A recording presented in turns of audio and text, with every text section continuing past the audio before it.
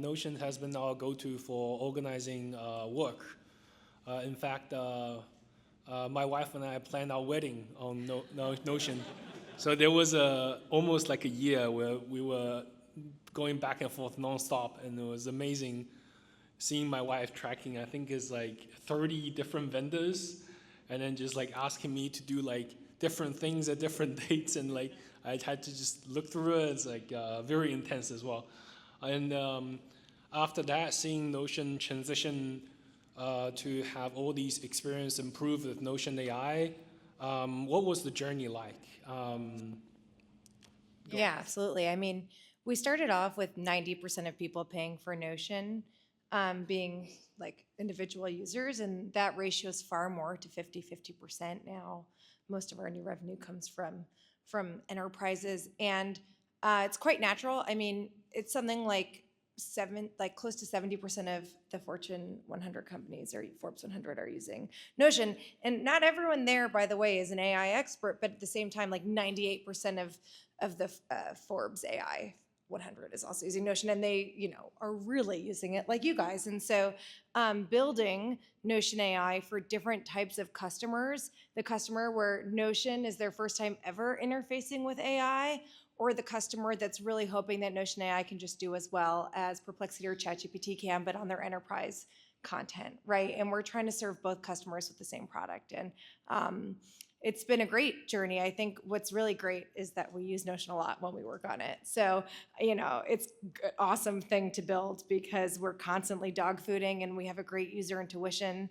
Being a machine learning engineer, having an intuition for what your customers need is one of the best things that you can have as a researcher, as an engineer. And we're super lucky in that we're forced to work on our product all day, every day as we build it. And I think that also helped us scale and build everything that you saw super quickly. For instance, like AI meeting notes, we had a leaderboard who had the most minutes of meetings recorded, and I was trying so hard to be my boss and use the product more than she did and file more bugs than she did. And so that's also really accelerated us as a company. So maybe we can dig into that a little bit more. It's more than flipping a switch and building a prompt interface into ChatGPT, right? What was the experience? Was it like an evolution? Was it like an iteration process? Yeah, I mean, so our very first interface we were building, even before ChatGPT was fully launched years ago, was a writer assistant, kind of as you were writing, helping you write. Then we kind of transitioned into this corner chat assistant interface where you could do Q&A. That was one of our big launches about 2 years ago. And then I think from there, Q&A became kind of an expectation on users in Notion AI. And the same way that you can think of Cursor as like vibe coding, we're trying to make vibe working really natural because everything lives on Notion. And with connected search and enterprise search, we also have context of basically everywhere you're working, whether it's Jira or GitHub or Slack or Gong, right? We can integrate with all of those things. And so it's having to be a lot more decision making and understanding how to interface with those things and transitioning more into that agent landscape where you have a powerful reasoning model that understands all the different tools and places it can look, but also for us, fine tuning and creating very specialized tools or agents that know how to navigate those different workspaces. Okay, I swear this is the first time I heard vibe working. So Yeah, you heard it here first. I want to call it vibe writing, but it always sounds like you're saying, "Oh, we're vibrating," and that's weird. So I'm trying to think of the right keyword. okay, yeah, fantastic. Yeah. So for that, like building the AI agent experience in Notion, model provider choice is definitely a part of your calculus, right? What was your thinking process like picking closed model frontier lab versus open source models? Yeah. Depending on your viewpoint, we're either a small team or a large team, kind of depending where you are. All of the products that you saw, it's 45, 50 people building it. And so not everyone at all is a machine learning engineer or expert from background, a lot of AI product engineers. So in the beginning, a lot of what we build, we just try and make sure that it works, try and not limit ourselves on cost or even latency. and just make sure that we think that models are capable of doing what we want and it's performant.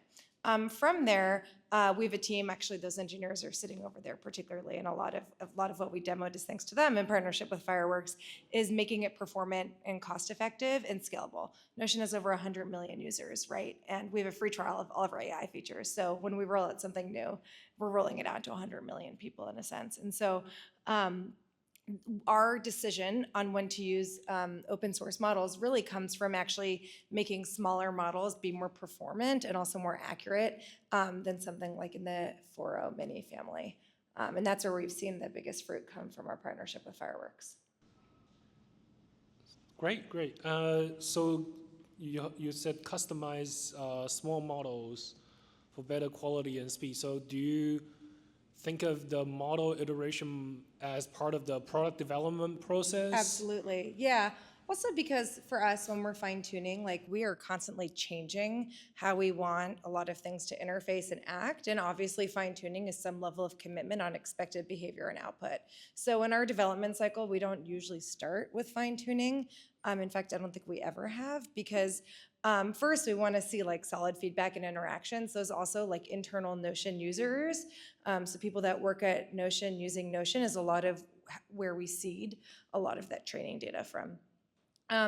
After that process, that's when we have confidence, because also sometimes it costs more to scale a fine-tuned model than it is to serve a first-party small model. It's when we have confidence that we need speed.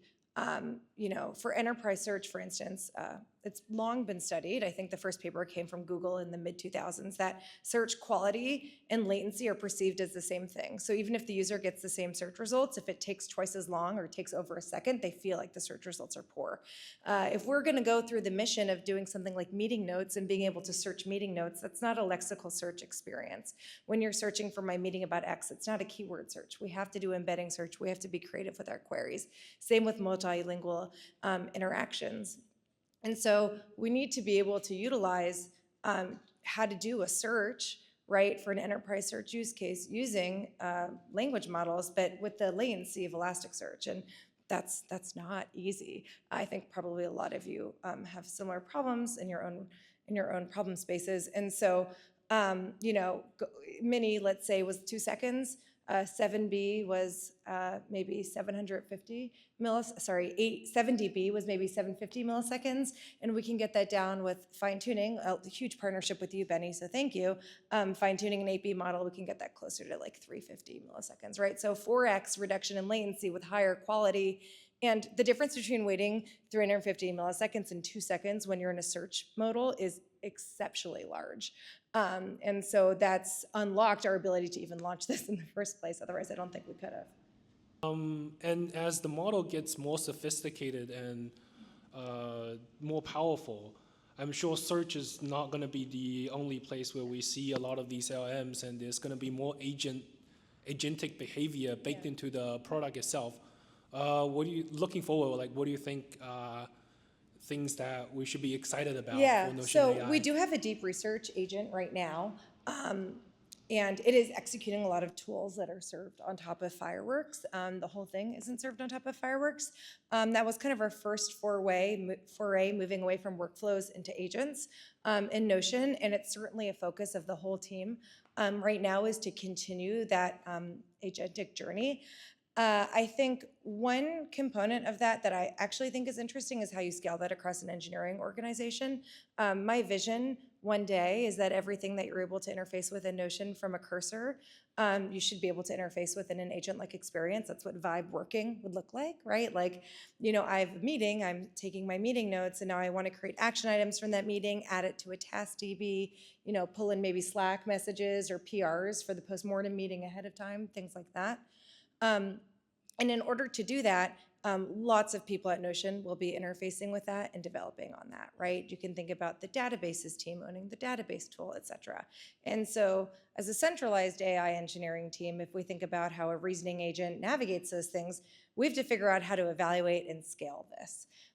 Because our working model of having, 10 machine learning engineers owning all of Notion AI doesn't work anymore. And that's where I think it's not that Notion is becoming an AI company.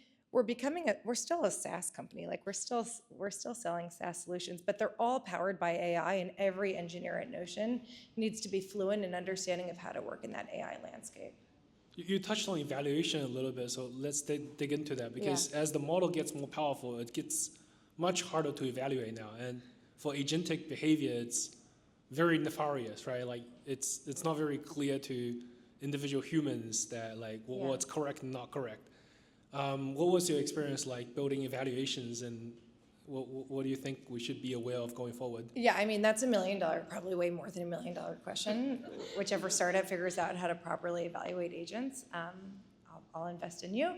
I think we're doing our best.